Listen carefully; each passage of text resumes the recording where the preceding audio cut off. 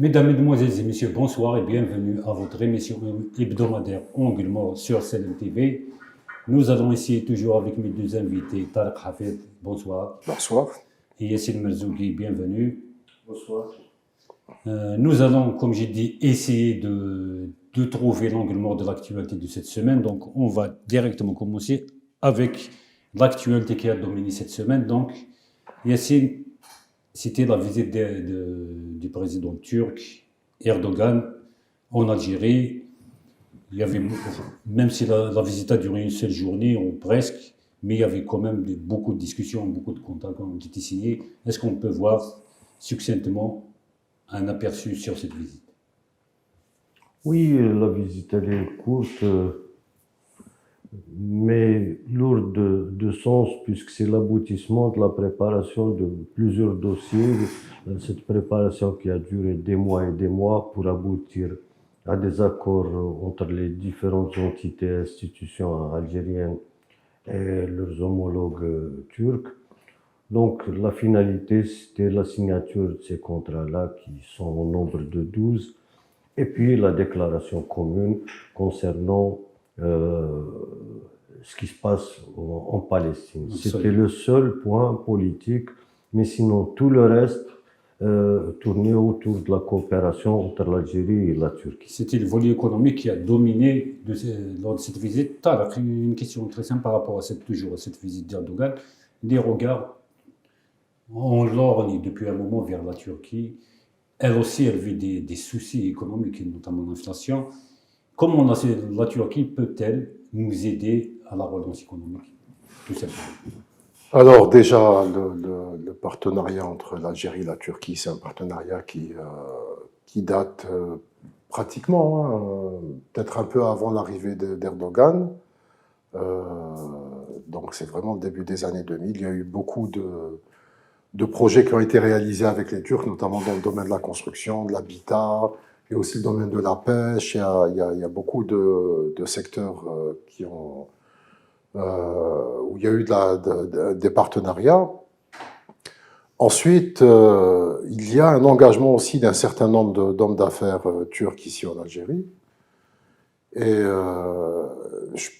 à mon avis, l'intérêt de l'économie turque, c'est par exemple des secteurs comme la PME, comme le développement de la PME, l'agroalimentaire, où vraiment on a beaucoup de choses à faire avec les Turcs, la construction, oui, les contrats ont concerné plusieurs secteurs. Voilà, les services.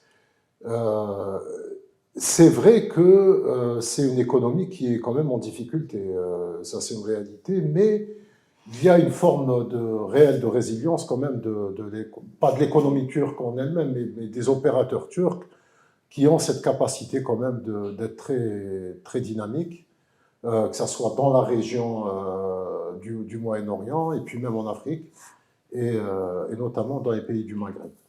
Donc c'est quand même un partenaire important. Là, le volume des échanges, il devrait atteindre les 6 milliards de dollars. Donc, enfin, l'objectif, c'est d'atteindre les 10 milliards, et il est actuellement à 5 milliards. Les 10 milliards. Après, dans quel sens, qui va en profiter, ça serait bien que ça soit à notre avantage, ça c'est certain.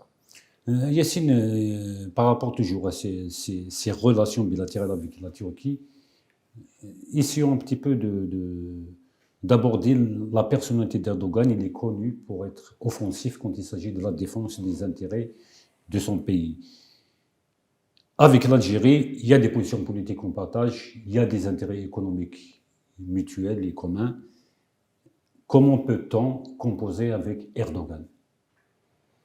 Bon, pas avec Erdogan directement, mais c'est des opérateurs turcs qui resteront là même après le départ d'Erdogan. Certainement. Si on prend par exemple le projet de Sonatrach avec la partie turque, c'est parti pour 50 ans. Pour le polypropylène. Oui, pour le polypropylène, même une partie pour le GNL. Donc ça, c'est quelque chose de très important pour nous et pour la partie turque.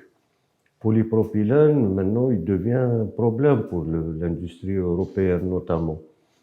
Avec le boycott des produits russes, Et le peu d'investissements consentis par les pays du Golfe, mis à part l'Arabie Saoudite qui va passer euh, à la production 12 millions de tonnes annuellement.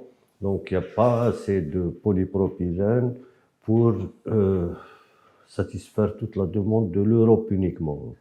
Donc cette position de la Turquie par rapport à ce produit stratégique pour les industries du plastique notamment, je pense que c'est une carte politique qu'elle va utiliser contre l'Europe pour essayer de gagner le maximum d'acquis auprès des Européens. Donc l'objectif dans ce partenariat, c'est pas uniquement pour gagner de l'argent, mais pour gagner une place importante dans la décision de l'Union européenne. C'est un peu ça, comme elle l'a fait par rapport à la crise russo-ukrainienne.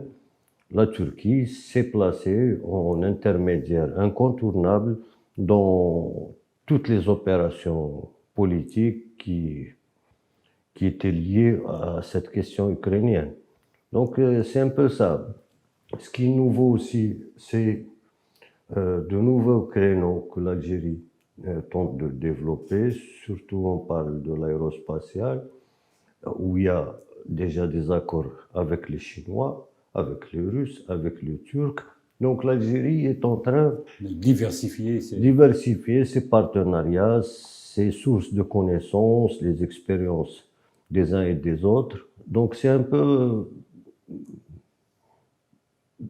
bénéfique. Il n'y a pas de bénéfice en nature, mais le bénéfice, il est scientifique dans l'acquisition des nouvelles... L'expertise aussi. Voilà, des technologies utilisées par les uns et les autres.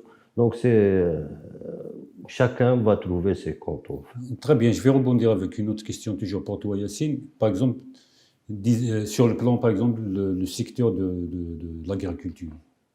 Que peut nous donner la Turquie pour ce secteur alors que nous avons toutes les potentialités pour aller de l'avant? Oui, mais nous pouvons aller vers 3 millions d'hectares arables en très peu de temps, sauf qu'on a un problème de performance.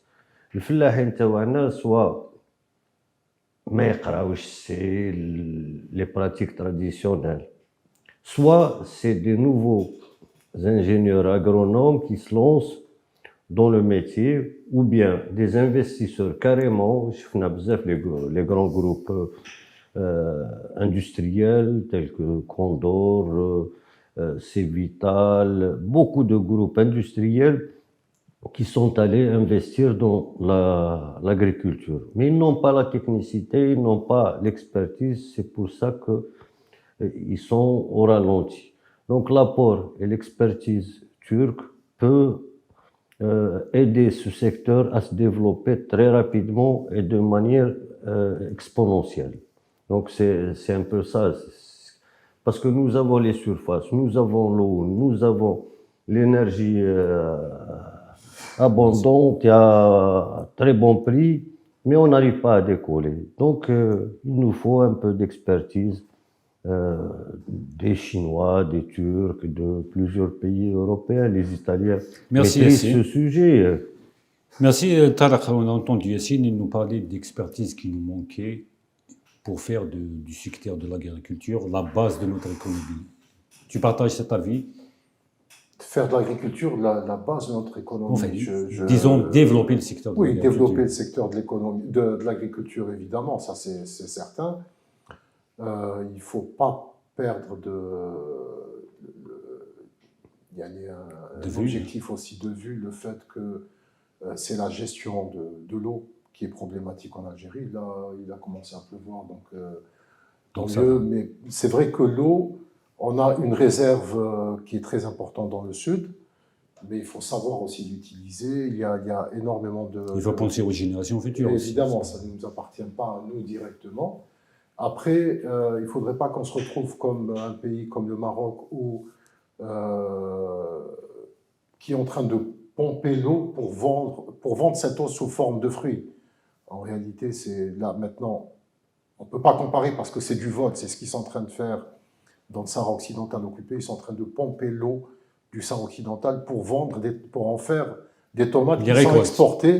vers En fait, l'Europe. c'est de l'eau qui est transformée en tomate qui est exportée vers l'Europe à des prix bradés, etc. Donc, Dérisoire, il faudrait vraiment qu'on puisse, dans la même logique, par exemple, que le développement du tourisme, qu'on puisse aller vers un tourisme de qualité, pas un tourisme de masse, une agriculture de qualité, c'est-à-dire qu'on puisse vraiment en profiter de façon que ça soit durable.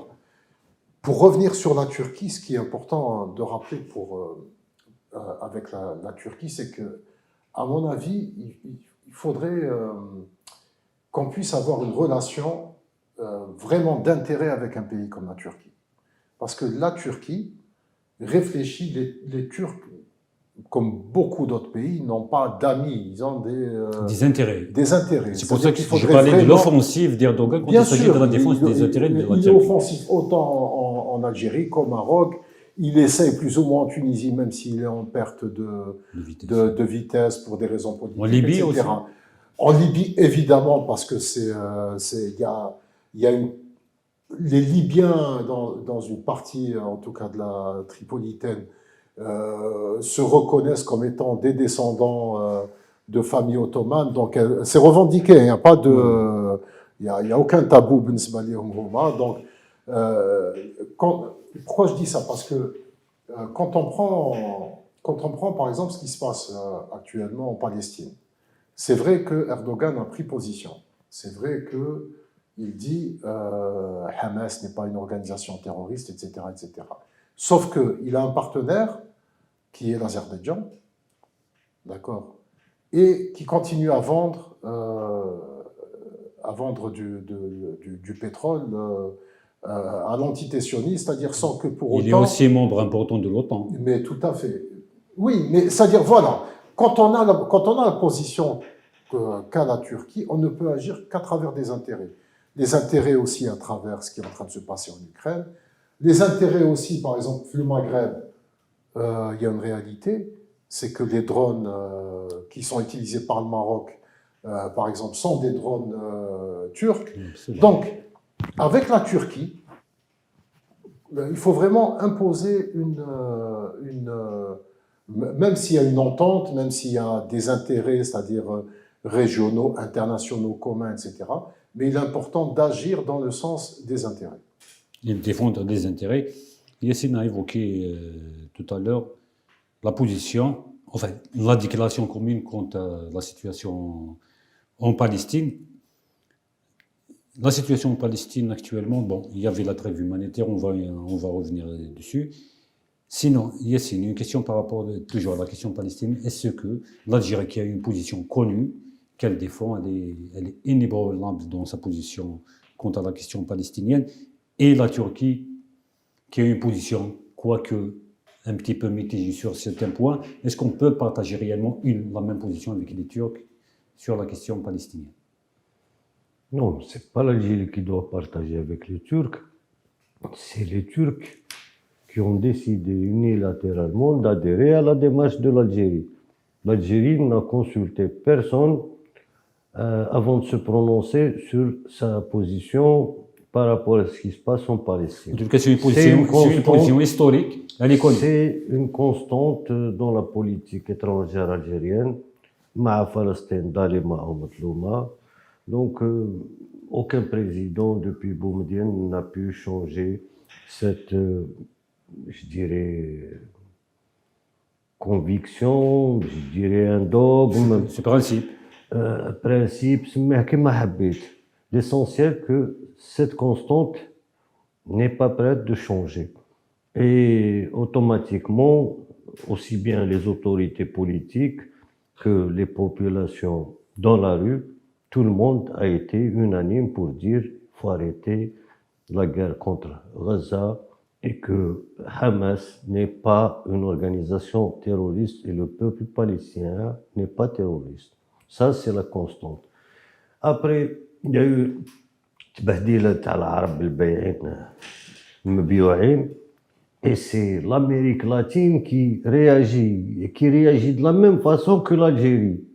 Et donc la position algérienne devient centrale du moment que beaucoup de pays qui ne sont même pas concernés par la question palestinienne, n'ont aucun business avec la Palestine, ils ne sont pas arabes, ils ne sont pas musulmans, ils n'ont rien de partage avec les Palestiniens. Mais par principe, ils ont pris cette décision de renvoyer les ambassadeurs de l'entité sioniste, de rappeler leurs ambassadeurs respectifs et de couper carrément les relations avec Tel Aviv.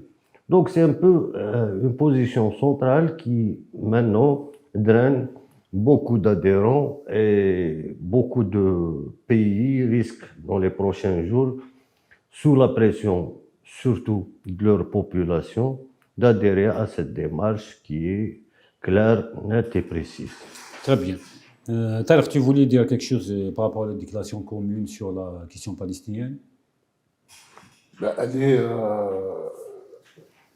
elle est claire dans le sens où effectivement il y a une demande justement pour un cessez-le-feu. Il y a une condamnation des massacres, c'est-à-dire que pour ça il n'y a pas de souci. Mais il faut toujours revenir aussi à ce qu'est l'AKP, à ce qu'est Erdogan. Ils sont dans une logique de confrérie, donc les frères musulmans avec Hamas, avec le Qatar, avec ce qui est logique, hein, c'est-à-dire ils sont... mais encore une fois, on a quand même un pays qui fait des choix stratégiques, qui fait des choix d'intérêt. Là, on le sait, depuis l'arrivée d'Erdogan, les échanges avec Israël ont augmenté. Il y a énormément de choses qui se font des deux côtés. Espérant, c'est certain que les choses vont changer, c'est-à-dire qu'il y a une prise de conscience, c'est-à-dire qu'on n'aille pas uniquement dans l'intérêt économique, mais qu'on comprenne qu'il y a effectivement que tant que la question de la Palestine ne s'est pas réglée, tant qu'il n'y aura pas de solution, il est préférable de freiner tout intérêt économique avec cette entité. Il y a un point, Bark, Oui. qui a été évoqué par Tarek Hafid, c'est la question des drones. Donc, pour rappel, ces mêmes drones ont été vendus à l'Ukraine. Absolument. Pour combattre les Russes. Au début, bon, l'armée russe n'était pas bien organisée. Après, il y a eu la disparition de ces drones. Donc, ce n'est pas ces drones qui vont changer la donne dans les relations géostratégiques au Maghreb. Non, je ne parlais pas de ça. Donc les drones... C'est quand même un élément... Oui, mais voilà. ce n'est pas un armement qui va changer la donne. Oui, c'est certain. Non, Tarek voulait dire que les Turcs ne s'encombrent pas de principes politiques ou géopolitiques. Oui, c'est des marchands. Voilà, c'est ça. Bien sûr. C'est des marchands. Justement, c'est ça que je... Non, Donc l'intérêt économique prime sur tout. Quand je parlais des drones, c'est que les drones sont quand même importants. On les a vus sur deux terrains, sur deux conflits. Karabakh et l'Ukraine. Karabakh, l'Ukraine, plus. Ça a commencé par la Libye en réalité. Ça a commencé par la Libye parce que c'est avec l'argent des Libyens que le programme de Bayraktar a été lancé. Merci tous les deux pour toutes ces explications. Je reste sur la Palestine, je pose une question pour les deux. Donc il y a la trêve humanitaire qui a commencé ce matin, elle va durer 4 jours. Donc au cours de ces 4 jours, il y aura un échange de prisonniers. Donc est-ce que c'est bénéfique pour la résistance palestinienne, cette trêve? Il est bénéfique à plus d'un titre. D'abord, c'est la victoire politique des Palestiniens qui ont pu imposer leur décision à l'entité sioniste qui a fini par céder sur toutes les revendications de Hamas. Il y a l'Égypte qui essaye de tirer profit parce que lorsque la Croix-Rouge le personnel de la Croix-Rouge internationale est allé à Gaza pour récupérer certains détenus. Donc, ils ont préféré les ramener jusqu'à Rafah. C'est-à-dire que les Égyptiens, maintenant, il y a une course entre l'Égypte et le Qatar pour dire qui est plus proche de Hamas, qui a participé le plus dans cette solution entre Israéliens et Palestiniens. Je pense que c'est la fausse note de cette histoire. Mais sinon, pour le reste, c'est une grande victoire pour les Palestiniens. Ça va leur permettre d'accueillir l'aide humanitaire internationale qui était bloquée depuis pratiquement un mois. Ils vont essayer de stocker le maximum, notamment la nourriture et les carburants.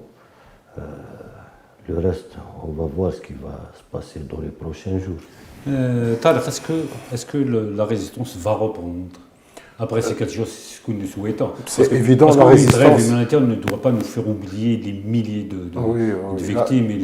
En fait, il y a encore eu des victimes aujourd'hui parce que. Oui, quelques minutes avant le début de non, la trêve. même après. Ah bon? Oui, même après, parce que il y a un certain nombre de Gazaouis, donc de Palestiniens, qui ont décidé de revenir vers le nord de la bande de Gaza et donc beaucoup de personnes, j'étais en train de voir les images tout à l'heure, qui ont été ciblées par l'armée israélienne. Parce que l'objectif réellement, c'était de les pousser à l'exode.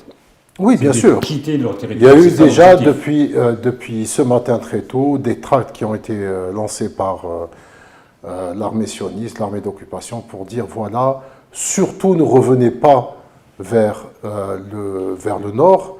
Le sens doit aller, des populations doivent aller du nord vers le sud. Vers le sud, c'est Mais il y a des Gazaouis qui ont décidé de revenir chez eux, donc de profiter de la trêve, de revenir chez eux, et beaucoup ont été Parce que tués. tu as bien fait d'évoquer cette question, Yassine. On a vu que la presse sioniste a évoqué justement cette question, c'est le retour des Gazaouis dans leur maison, même si détruite. Donc pour eux, ils ont perdu quelque chose sur lequel ils ont misé beaucoup. Mis sur la peur, sur la terreur. C'est Sur un la état terreur. terroriste. Une bien manière sûr. de les pousser à quitter leur Mais territoire. tout à fait. C'est pour ça que je parlais de victoire des Palestiniens. Ils ne veulent pas récidiver comme ils l'ont fait en 67, en 48, en 73. On abandonne la Palestine pour se réfugier dans un pays limitrophe, soit en Jordanie, au Liban, En Syrie. Donc, c'est des populations qui ont été perdues dans les effectifs des Palestiniens. Donc, ils ont pris conscience de l'objectif des sionistes pour les éloigner au maximum de leur domicile. Absolument. Comme ça, ils sont perdus. Il y a la deuxième image du jour aussi, c'est les prisonniers palestiniens, notamment de jeunes prisonniers, de jeunes prisonnières, qui étaient elles aussi des victimes, otages aussi dans les prisons israéliennes, qui ont été libérées. J'étais en train de voir aussi tout à l'heure des images très, très émouvantes de personnes qui ont retrouvé leur famille. On va rester toujours sur la question palestinienne. Nous avons eu ce matin une information qui a été relayée par la presse française, donc le joueur Youssef Attal, qui a été ce matin placé en garde à vue. On apprend un instant qu'il a été libéré sous condition ou sous contrôle judiciaire, donc c'est joueur d'origine Nice. Donc il a été accusé de pas moins que d'apologie de terrorisme parce qu'il a publié sur sa page Instagram une vidéo d'un imam qui parlait d'abord des massacres de Palestiniens. Et il promettait, selon la presse française, de l'enfer aux Juifs. Donc, il a été accusé d'apologie de terrorisme. Peut-on considérer Attal comme une victime collatérale de ce conflit meurtrier? Non, ce n'est pas une victime. Attal, comme tous les Algériens, c'est un militant qui a assumé pleinement sa position. Donc, comme je le dis toujours, il n'y a aucune différence entre la Palestine et la France dans la mesure où tous ces deux pays sont occupés par les sionistes. Donc il y a eu un mouvement pour essayer de faire pression sur Attal. Il y a eu des plaintes et Il y avait effectivement une saisine de la justice par le maire de la ville de Nice. même des élus. Le ministre de l'Intérieur, on a évoqué une partie. Donc c'est un militant qui doit assumer ses positions comme tous les Algériens. Il doit en être fier. Oui, il doit sûrement en être fier. Mais seulement la France doit se préparer. Ah, Madame Dertoufi Oulidna Hagda, attendez-vous au pire. Et ce sera une revanche populaire. Je ne sais pas ce que vont faire les officiels, mais الشعب ماهوش راح يسكت. عندنا واحد وليدنا تما راح يتحقروا فيه، c'est quoi ça? Ça va être vraiment une riposte populaire très violente envers la France. Très bien, merci Yassine. Bon, on est tenu par l'impératif du temps, donc je pense que c'est la fin de la première partie de l'émission. Restez avec moi, restez avec nous, on revient tout de suite après une petite pause pour la seconde partie de Angle Mort. Rebonsoir et bienvenue à la seconde partie d'Angle Mort sur CLM TV. On va essayer dans cette partie d'évoquer un petit peu l'actualité nationale exclusivement. On va essayer un petit peu aussi d'aborder la presse. On va commencer, Yassine. Ce matin, nous étions chez Louise Hanoun pour les travaux la quatrième session des travaux de comité central du PT, mais malheureusement, il n'y avait pas de journalistes pour couvrir l'événement, alors que d'habitude, Louise Hanoun drainait une foule de journalistes. Une question très simple, est-ce le fait d'une décision politique pour boycotter Louise Hanoun ou le fait de zèle de certains patrons de médias? Bon, j'étais vraiment surpris de cette attitude de la presse pour la couverture des activités de certains partis démocrates.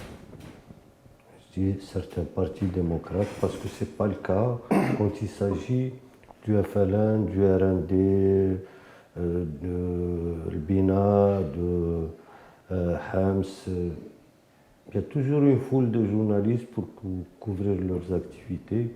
Je l'ai constaté à plusieurs événements. Mais j'étais étonné de voir le boycott des travaux du Conseil national du PT. Parti des travailleurs, normalement, bon, on l'a vu, la première moitié du discours de Mme Louisa Hanoun a été consacrée à la Palestine et sa vision et son analyse de ce qui se passe au Proche-Orient et dans le monde entier, comment les États-Unis ont prolongé cette guerre pour la transformer en génocide. Donc ça, c'est une position quand même qui est importante, qu'il fallait rapporter pour les Algériens et pour le monde entier. Alors, l'absence des médias, je ne sais pas, il y avait il y avait uniquement l'expression. Oui, effectivement. D'accord. C'est Ibourse. Oui, effectivement. Donc, deux journaux présents sur une centaine qui apparaissent tous les jours. Je ne sais pas comment analyser ça. J'ai été autorisé par Kamal Sidi Saïd, conseiller du président et directeur général de la communication à la présidence de la République, à dire que je n'ai empêché personne de faire son travail. Donc il n'y a pas de blocage au niveau du sommet de l'État. Et les médias continuent de boycotter certains partis ou des personnalités qui Enfin, ne sont toute pas... activité de l'opposition. Non, mais chez l'opposition, je connais dire l'opposition. Ben, les partis, Il y a des gens qui ne lorsqu'ils ont sont la pas... possibilité. Il y a des gens qui ne sont pas d'accord avec ce qui se passe, avec les décisions. C'est tout, ça ne veut pas dire qu'ils sont opposants. L'opposition, je fais quand il y a une force de proposition. C'est ça l'opposition. Je ne suis pas d'accord avec toi. Voilà ce que je propose. Cette manière d'aborder les questions politiques nationales, je ne vois pas que c'est de l'opposition. Il ne suffit pas de dire non, je ne suis pas d'accord et s'arrêter là. Donc, ما ندخلوش في وين المصلين نكملوا الآية. Bon, mais il y a quelque part quelque chose qui est cassé dans cette chaîne. Je ne sais pas, est-ce que c'est les médias qui ont décidé de ne pas faire leur travail ou mes pressions, je te dis, au sommet de l'État, il n'y a pas de blocage. La dernière fois, lors de la rencontre avec M. le Président de la République, قال clairement ما تديروليش مواضيع تقيس الأمن العمومي وما تخدشوش في كرامة الناس وديروا خدمتكم. Donc le blocage, oui, je ne sais pas. Sincèrement, Donc, mais c'est un comportement magnifique. Tarek Yassine nous dit qu'au sommet de l'État, il n'y a pas de directive, il n'y a pas de décision de boycotter ce que je continue d'appeler l'opposition démocratique. D'où vient cette décision? Pourquoi la presse ne veut pas donner, réanimer un petit peu la vie politique nationale? Est-ce que par peur de représailles de la part des autorités, elle a choisi son camp? J'ai pas la réponse, je te pose la question. Alors déjà, c'est pas à la presse de réanimer voilà, c'est de la voix donner, aussi. voilà, c'est Elle donner de la participe, voix, la presse. de l'audience, de la Absolument. visibilité, etc.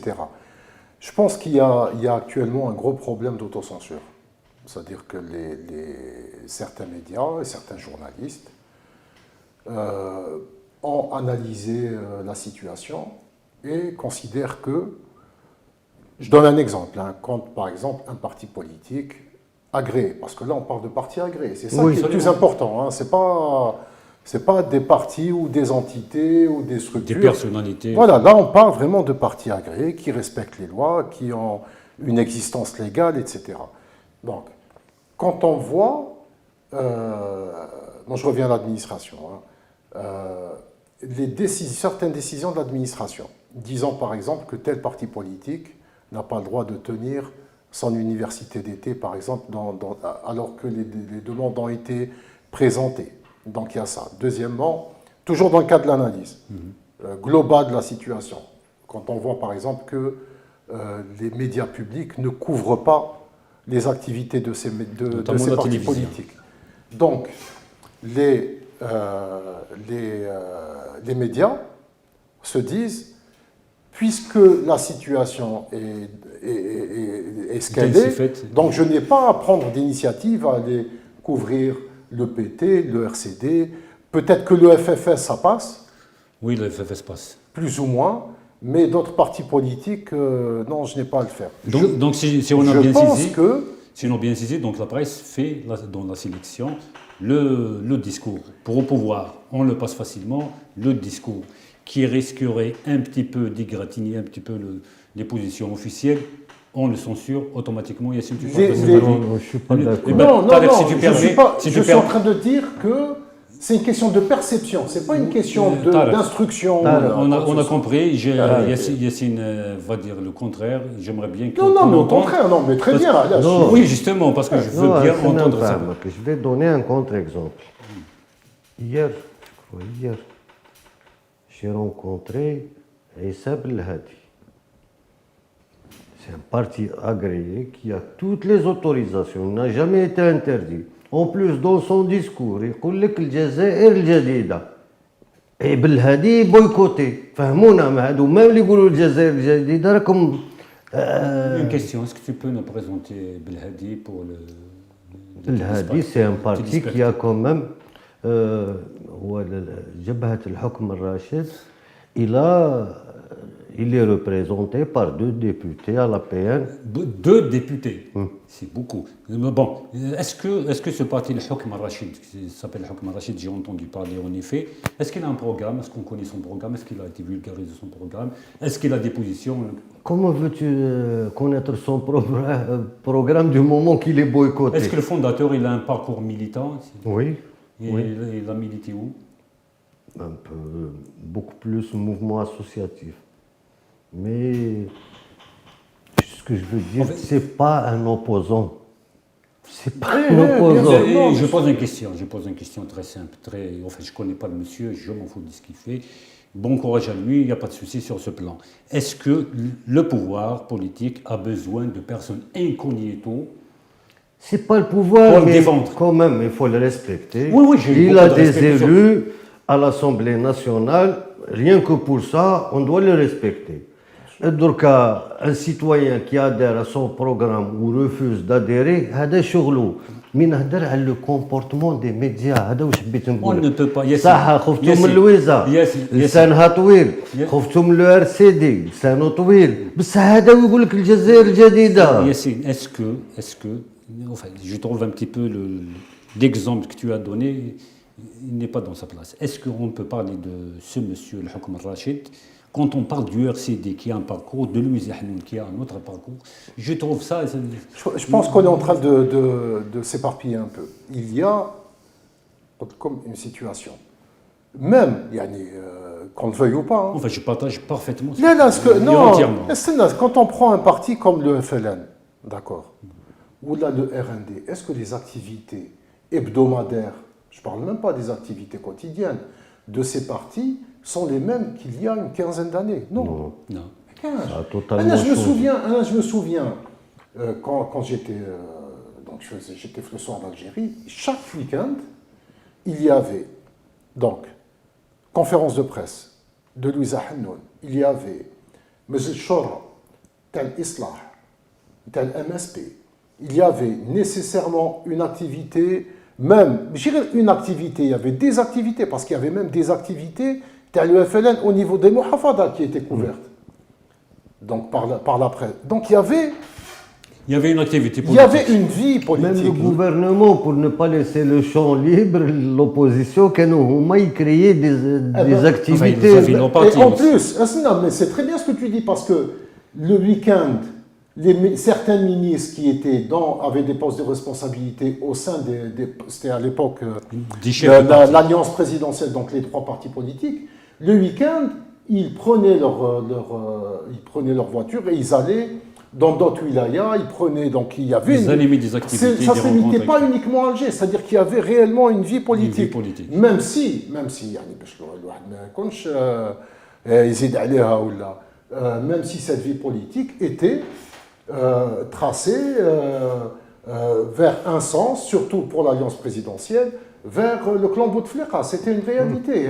Mais il y avait quand même au sein de l'alliance présidentielle, il y avait des dossiers où il y avait des conflits, mais il y avait une certaine vie politique. Maintenant, c'est cette vie qui n'existe pas. Et Non, vu que cette vie n'existe pas, la presse ne peut pas rapporter ce qui n'existe pas. Il y a aussi cet aspect. Il y avait des activités. À partir de 2015, il n'y avait plus d'activité. Oui, bien Mis sûr. à part يروح واحد يعطوا له كادر يهديه للكادر حبستهم. من بعد 2019 c'était l'année Hirak. Les partis politiques داهشين ما عارفينش واش يديروا. 2 ans après le Covid. ومن بعد le calme plat. Maintenant il y a une certaine dynamique chez les partis, que ce soit ceux qui soutiennent le gouvernement actuel ou bien ceux qui sont opposés au gouvernement actuel. Il y a une dynamique à l'intérieur. Mais بديناها نهضروا على les médias. قلت لك ça se comprend quand on boycotte le PT ou là, le RCD, mais l'autre ما داروا والو, ils ont toutes les autorisations et ils sont dans le même discours que l'autorité. Ils sont boycottés. Donc, كاين خلل. En parlant d'opposition, mercredi, j'étais invité à l'université. En face, il y avait le président du RCD. Ça s'est bien passé. Il y avait un débat contradictoire. Je n'étais pas d'accord avec toutes les idées qu'ils essayaient de développer. Ils étaient aussi acharnés contre certains de mes propos parce qu'ils considéraient que c'était pas ça. Bon, mais c'est ça la démocratie aussi. oui, c'est ça. Mais la preuve, qui j'ai chargé, je connais aussi le couteau, non, on m'a déposé, donc je vais rappeler. Et c'était l'occasion de discuter avec le président du RCD, qu'on ne pouvait pas raconter devant les étudiants, mais finalité, les étudiants de l'ITFC ont découvert c'est quoi un débat contradictoire en politique. C'est important. Voilà, c'est cette tradition qu'on a perdue. Mais donc il faut reprendre. C'est pour ça que... J'étais content que le RCD ait accepté cette invitation parce que il y a une vingtaine de jours, il avait refusé une invitation pour le 1er novembre. Il a essayé de justifier. C'est une position interne au parti, une position interne que nous respectons, voilà, comme nous respectons ceux qui ont répondu voilà, oui à l'invitation. Tariq, je pose une question. Yassine, tu as évoqué le fait que l'URCD a été autorisé parce que ce qui est bien dans cette histoire, ce n'est pas l'URCD qui répond à une invitation de l'université, mais c'est l'université qui laisse l'URCD s'exprimer devant les étudiants. Pour moi, je pose une question. Est-ce que le pouvoir politique, les autorités politiques, ceux qui ont la responsabilité politique dans notre pays, est-ce que ce n'est pas le temps pour eux de dire les choses telles qu'elles sont? Ce n'est pas nous qui interdisons aux gens de s'exprimer. Pourquoi? Parce que nous avons eu, un passé récent, des gens qui ont été arrêtés pour leurs idées aussi. Le cas de Louis Ahnoun a été mis en prison pour avoir participé à une réunion politique. Tariq. Je pense que c'est plus compliqué que ça. Le président, quand il a été élu, d'accord, très vite, le contexte de l'époque, donc Hirak, les tensions, etc., ont fait que lui-même, il a pris la distance avec son parti politique. Oui, il a hérité d'une situation très difficile. Bien sûr, avec il a pris Hirak, le Covid. automatiquement, en prenant de la distance et en disant pratiquement clairement que je crois plus en la société civile qu'en les partis politiques. D'ailleurs, même l'élection législative, on a encouragé des gens engagés dans la société civile à se présenter pour des postes de députés. Donc, le fait de prendre de la distance, les gens qui sont autour, les gens qui sont en dessous, les gens qui sont dans la presse, les gens qui font de la politique, disent « le président a pris de la distance, nous devons prendre nous aussi de la distance ». Là, maintenant, j'ai l'impression qu'on veut redynamiser, relancer une certaine dynamique au sein de la vie politique.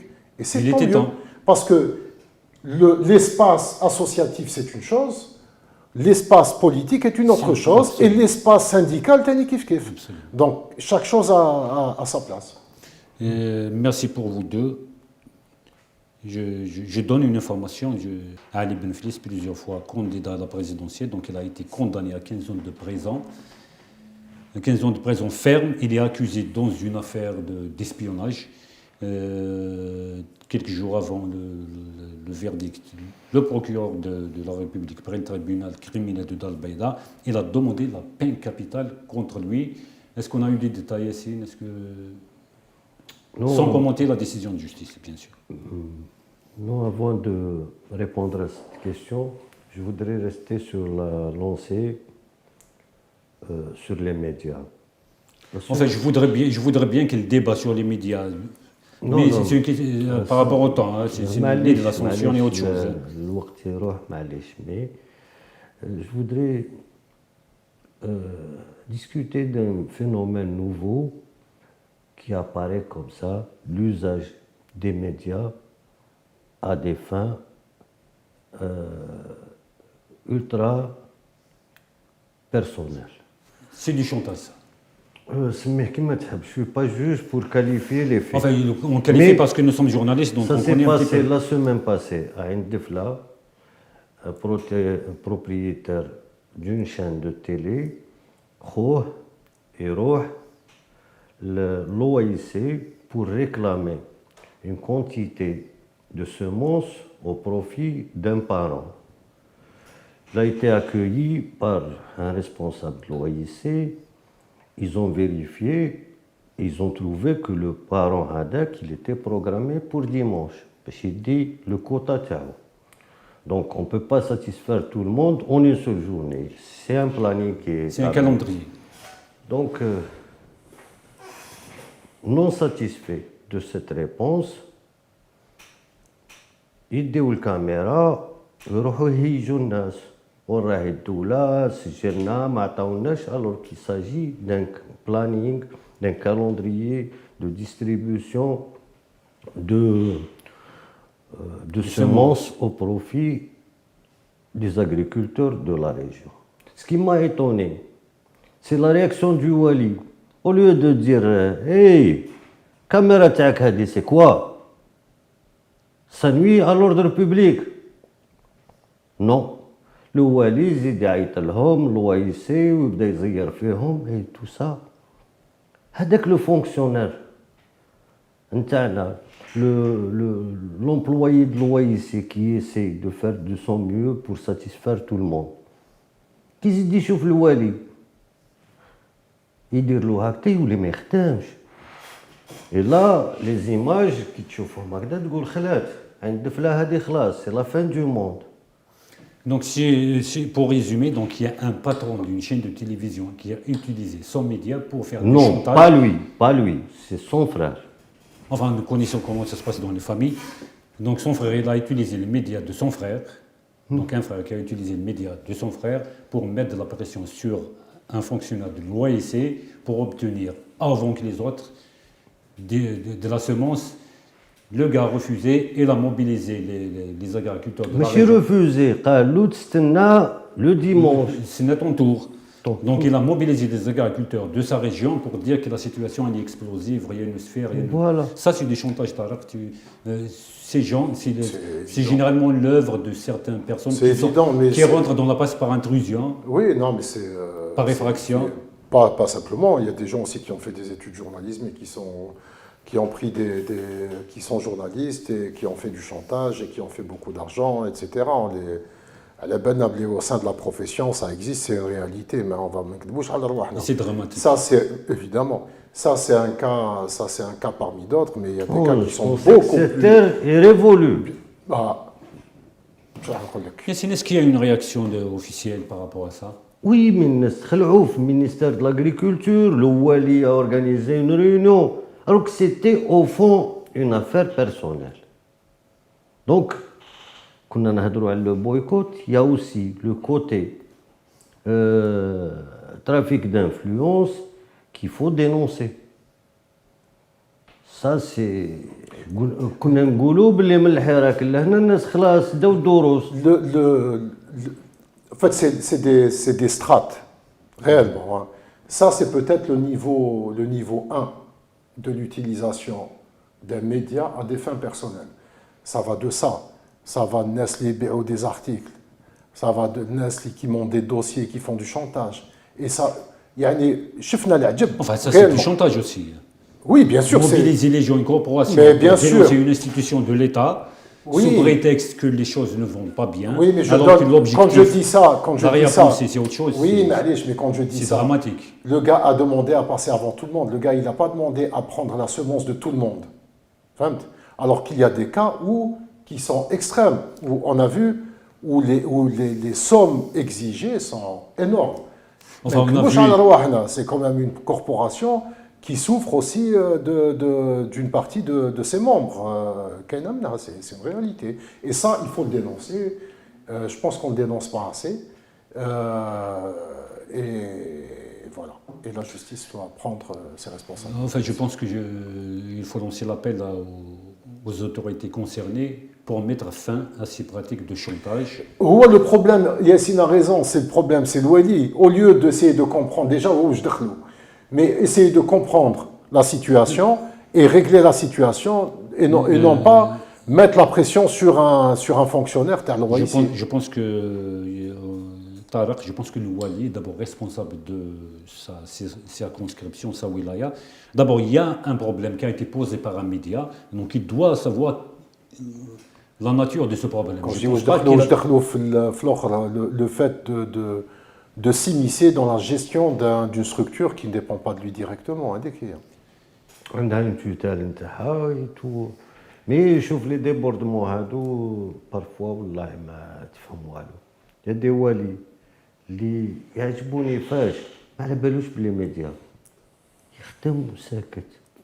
يونا دوتر ما على باليش يدخلوا un petit article dans un canard quelque part, c'est l'alerte générale. Ça m'a fait plaisir la semaine dernière, on a organisé une émission avec le Wali de TBSA. شحال عجبني هذاك الولد. Il parlait de choses, il parlait de projections sur les années à venir, les problèmes rencontrés par les entreprises qui sont opérationnelles à TBSA. Il parlait de délais, ما كانش هذه عقلية تاع كل عطلة فيها خير ولا.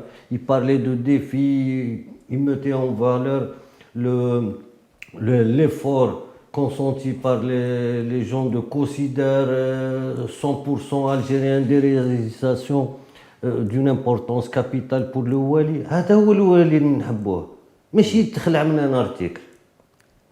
Mais un article, s'il dit la vérité aussi, parce que quand je parle de la presse, je parle, Non. je parle de journaliste, je ne parle pas de ces affairistes de la ما presse. قلناش Il doit faire la différence. فوالا c'est-à-dire كان قادر يعيط لهم وخلاص واش كاين اسكو سي نوتر ce qui s'est passé ولا il y a de la manip. Et à ce moment-là, il prend la décision. Yassine, tu ne penses pas qu'il faut des sanctions dans ce cas précis? Ah, je ne sais pas. Mais نهضر على le comportement. Oui, oui. S'il y a كنا des... حاسبين باللي من الحراك لليوم خلاص هاد الشيء ما زيدش يصرى اور هنا نشوفوه. Enfin, c'est malheureux, c'est parce que ce qui se passe... Pour c'est revenir dramatique. à ta question initiale. Donc, je repose la question parce qu'on a un petit peu... On s'est éloigné du sujet. Donc, le verdict de l'affaire de Walid Benflis, le fils d'Ali Benflis, est tombé lundi. Il est condamné à 15 ans de prison. Il est accusé d'espionnage dans l'affaire que pas tout le monde connaît, mais qu'on connaît au moins, l'affaire Air Algérie.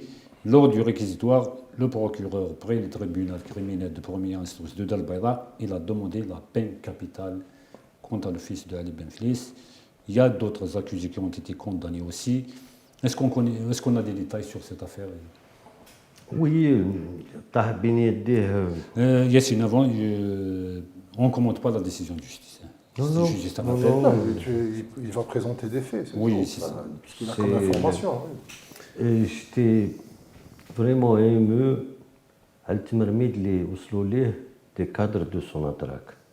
Parce que هاد الولد وليد علي بنفليس il était en connexion avec un ancien cadre de Sonatrach ودوروا عندهم كاع les filiales, les structures. كل مرة يبريزونتيه لهم ويقول لهم سيو كش ما تعطلوا خدمة. Parce qu'il a un cabinet conseil juridique et il voulait travailler avec les filiales de Sonatrach. Heureusement, alhamdoulilah, tous ont refusé de traiter avec lui en dehors des procédures connues dans le code des marchés publics et spécifiées dans le secteur des hydrocarbures. Donc, alhamdoulilah, mais il fallait voir l'angoisse qu'il a provoquée aux gens de Sonatrach qu'il a rencontrés avec son ami. Sinon, pour le cas, ça concerne des fuites de documents ultra confidentiels d'Air Algérie et qui ont été remis à des opérateurs étrangers pour pouvoir bénéficier d'un marché juteux d'Air Algérie. Bon, l'histoire commence comme ça. Et puis, il y a eu d'autres faits qu'on ne peut pas raconter en arrière. Ça concerne la sécurité de l'État. Je pose une question pour toi, Tarak. Il est le fils d'un ancien chef du gouvernement, plusieurs fois candidat. On a connu aussi des histoires de fils de tel et d'un tel impliqués dans des affaires scabreuses. Une question très simple que posent tous les Algériens. Ces gens, ils considèrent, ces fils d'eux, considèrent l'Algérie comme un héritage familial. C'est quoi ce comportement? Chouf, je connais quand même assez Ali Benflis Et quand on parle justement de la catégorie de la personne, des personnes dont tu parles, c'est essentiellement des histoires de corruption, c'est des histoires Absolument. etc. Là, on est quand même dans un cas qui me semble quand même assez unique. Ce que je sais, c'est que Walid ne vivait pas ici en Algérie, donc il vivait au Canada et qu'il est revenu ici, d'accord. Ce n'est pas... Sinon, ça se saurait, sinon son père serait aussi impliqué, il serait condamné lui aussi. C'est-à-dire ce n'est pas l'implication du père qui est dans Non, il utilise dans ce le cas. cercle d'influence de son Absolument. père. Voilà. C'est Il a comme ça qu'on certainement font les autres. utilisé le cercle d'influence. Je ne sais pas. Encore une fois, je ne sais pas exactement ce que Puis c'est. les réseaux tribaux, parce que هذا صاحبه اللي دار Sonatrach justement parce que c'est la même chose. Yassine, je te repose encore la question. Laissons terminer sa réponse. Si je te repose la question sur le fils de tel et d'un tel. Yani pour être yani correct et dire les choses comme elles sont, Ali Ben Fliss, lui-même, je parle de la personne, c'est quelqu'un de correct, dans le sens, autant sur le plan politique, il y a des choses à dire, bien sûr, mais après... On n'a jamais entendu parler d'une affaire de corruption impliquant Ali Ben Fliss. Moi, personnellement, je n'en ai jamais entendu parler. D'accord. Yassine, Non, mais en tout cas, Anna, personnellement, je n'en ai jamais entendu parler. Il y a autre chose aussi. Il y a assez de drames dans la famille, ne me poussez pas à l'extrême. Non, on ne parle pas des trucs personnels, juste une question, je reviens vers toi. Tarek, je vais te donner 1 minute pour terminer. Yassine, quand est-ce qu'on terminera avec le fils de tel et d'un tel dans toutes ces affaires? Parce que ce pays appartient à tous les Algériens. Nous avons l'obligation de protéger ce pays. Non, mais et pas de le piller. Il y a des fils de responsables, ça fait plaisir, تريح معاهم. Évidemment. كاين اللي شامي يقول لك بابا فلان يروحوا يخدموا. J'ai vu des institutions عرفت ولاد باغ اكزومبل هاي ناخذوا بوتفليقه. شوف كي تاخذ لي نوفو لي نياس نتاعو قاعد تسمع عليهم حاجات ماشي مليحه. كريم لي زافير مع كاينه واحد البنت عندهم كون ما تكونش من لو سيركل لو بلو بروش لا فامي ما تعرفش بلي هذيك سي لا نياس تاع بوتفليقه. اي بورتون elle était dans une institution de l'état ما تهدرش. نهار فاقولها ولاو لي ديريكتور دو سيت انستيتيوشن يضاربوا شكون يديها عنده يبزنس بها. دونك واش تحب دير؟ Merci Yassine, c'est Saïd qui s'est accaparé la part de cette jeune fille dont vous parlez. شوف هذيك بارلون توجور دو سوناتراك بنت مايا. Ouais. مايا كانت عندها بنتها بعتها سعيد بوتفليقه تخدم في سوناتراك. سي لامبيراتريس شكون يهدر معاها؟ شكون يهدر avec la fille de Madame Maya. اي بورتون قلت لك يا دوتر ريسبونسابل اللي ولادهم في سوناتراك ساكتين. اون برون باغ اكزومبل وليد بالعيس كي تي سوناتراك يخير بلاصه اللي كي يجي اون روتار افيك لو فييكول سون بير يقاري وين يحب. ولو ديريكتور اللي يديو له بلاصتو هذاك ما يقدرش يهدر. Ils sont tous Mais à en même temps, Algérie. je maintiens qu'il y a des fils de responsables والله ما تسمع كلمة من عندهم. كون يجيكش كاش واحد يقول لك هذا وليد فلان ما تسمعهاش. Très bien, parfait. باسكو علاش؟ ils ont été éduqués, ils sont compétents. يقراو حاكمين قدرهم وساكتين. الآخرين ما عندهم والو، ما يقراو ما يندبوا ما والو. Donc ils jouent le capital de leurs parents. Ils sont dans des entreprises, enfin, disons, importantes, Sonatrach, Air Algérie, etc. شوف هذاك العام لانياس دو جنوحات حاكمه كرون كونت في موبيليس ما تخدمش. On lui a changé de poste. Eh ben le ministre des postes et des télécoms qui menace le PDG de Mobilis قال له تردها sinon tu me déposes ta démission. وين رانا رايحين؟ C'est terrible. ماشي غير ولادهم برك هاو سي الترافيك دانفلونس de leurs parents. جنوحات ابري تو سيتي لورغانيك دو لو جي تي ا ماشي قال هذا كون عنده ديفيزيون بلاندي واش يدير فينا هذا. دونك enfin je préfère clôturer هذا لو سوجي ما نهضروش. Merci Yassine, je reviens Tarek pour ne pas qu'il se dit qu'il est censuré, tu peux poursuivre ta réponse. J'ai dit ce que j'avais à dire. On parlait de Ali Ben Fliss. Voilà, c'est. En tout cas, dans cette affaire, les gens auront compris, même si c'est une histoire qui est très grave, visiblement, je n'ai pas les détails, que les gens, enfin les gens, tout le monde, même la justice, dissocie le père du fils. Absolument. C'est tout. Eh bien, merci pour vous deux, Yassine. Tu n'as rien à ajouter. خلاص Parce que je risque de, عمرت parce que لي قلبي. tu risques de m'accuser de censure ou de dictature.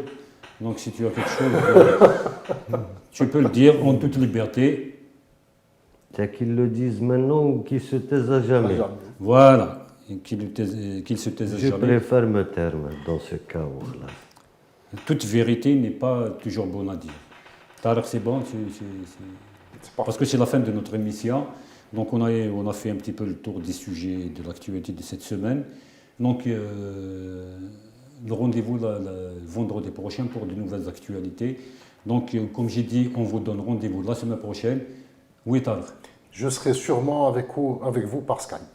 Eh bien, Tarek sera avec nous par Skype, il vient de nous confirmer. Il sera en mission à l'étranger. On lui souhaite un bon séjour. Donc, on vous donne rendez-vous la semaine prochaine pour un nouveau numéro d'Angle Mort sur CLM TV. Nous allons essayer de trouver l'angle mort de toute l'actualité. Ce sera en toute liberté, comme d'habitude. D'ici là, prenez bien soin de vous et de ceux et celles que vous aimez. À la semaine prochaine.